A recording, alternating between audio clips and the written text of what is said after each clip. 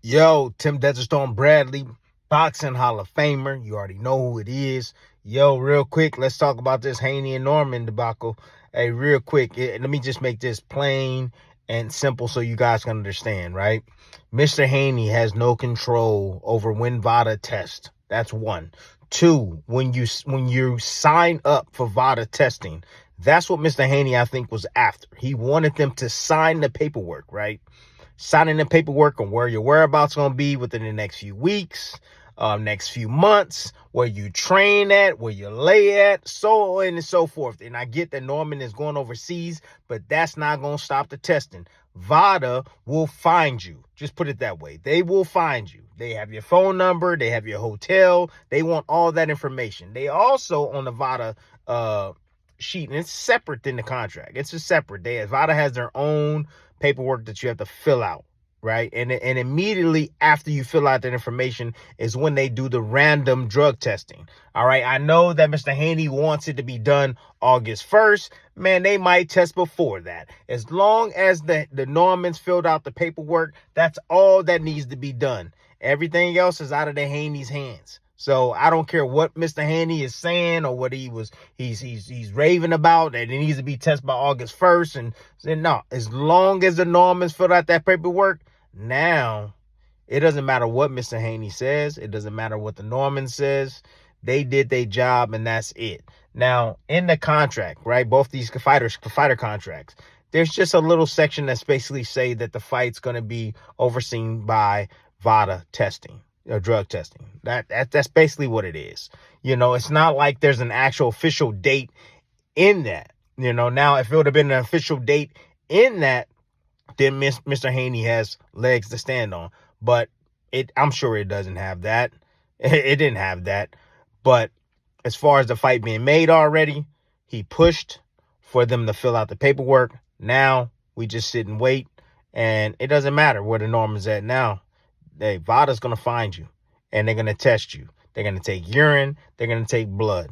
And you know what? And sometimes, look, they might test you twice during the week. They're very selective on when they testing fighters. They're trying to find guys that are using in between fights, and I respect it. The Haney's already been okey doke once with Ryan Garcia. They are not trying to be okey doke twice. They truly believe that they can beat Norman Jr.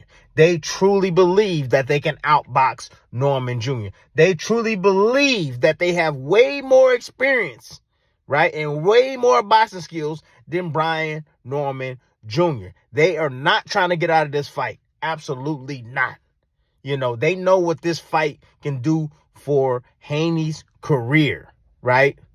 We talk about, hey, he ain't got no chin. We talk about, him facing punchers and him running around the ring and so this fight right here, he needs Norman Jr. Believe it or not, he needs Norman Jr. And I would say Norman Jr. needs him as well. I think it goes both ways. But anyways, that's my thoughts on that. Real quick, let's talk about Dubois.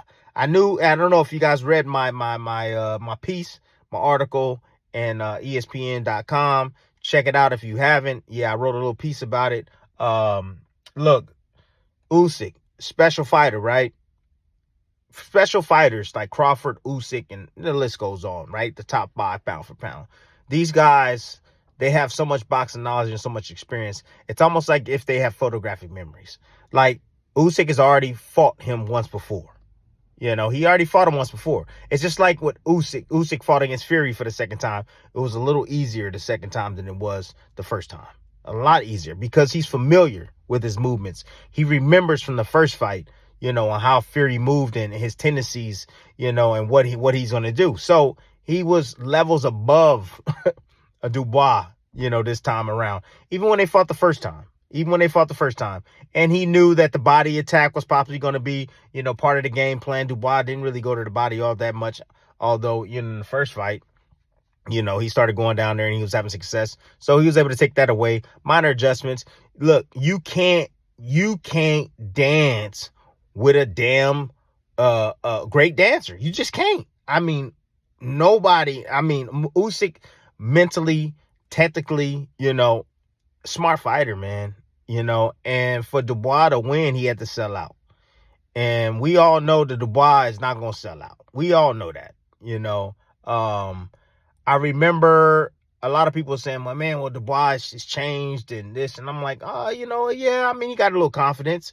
He coming off of 3 back-to-back really good, solid top contender knockout wins. He knocked out Anthony Joshua. But I've always felt that there was a little, I would say, turn-off switch. Anybody that was a little bit smarter than he was, a little bit tougher than he was, always gave him issues.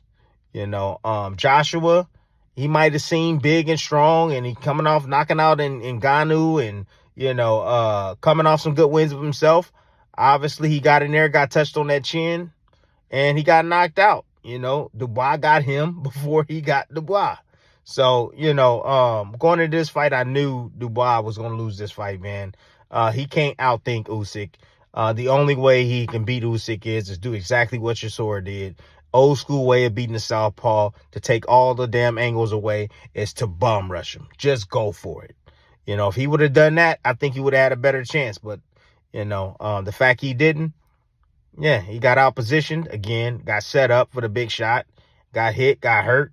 Whether you guys say that he surrendered or not, it is what it is. It doesn't matter. Usyk goes on and does to bigger and better things. I would love to see Usyk fight against what's his name? Joseph Parker. I think Joseph Parker deserves a shot at those titles. Joseph Parker deserves a shot at those titles, man. Joseph Parker, smaller heavyweight, quick hands, has a boxing IQ as well. I would love to see Usyk fight against a smaller guy and similar size as him. So, anyways, that's my thoughts about that. Somebody else wanted to know my thoughts about Bam Rodriguez.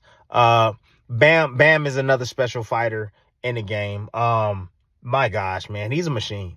He gives me like Lomachenko vibes, the way he moves on angles, how he stays really close, constantly putting that pressure on you, the mental pressure, the physical pressure that he's putting on you. His punch placement is ferocious as well. He went down, he broke this dude down to the body, man. And he made him surrender as well. The corner, did a great job. They know they got a guy that could do something in the sport, just wasn't his time yet.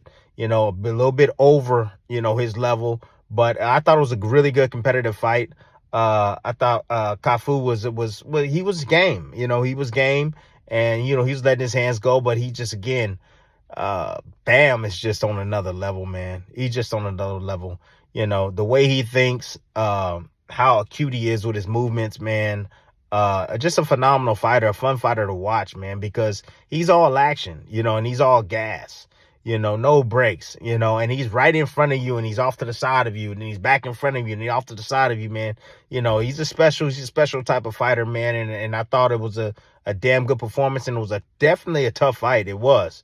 Cafu, he came to fight, and I was expecting somewhat of a challenge for Bam, but look, you slowly start breaking him down. I always tell you guys all the time that those body shots, that wears the fighter down, man.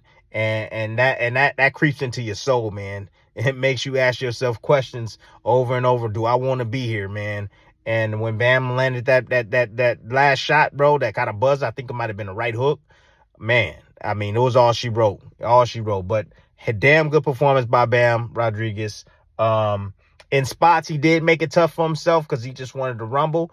But he did what he had to do to break the man down, to break his will, to break his spirit. And he got the job done. Let's see. Anything else for the good and well-being? No, that's it. But anyways, that's my time, and I'm out.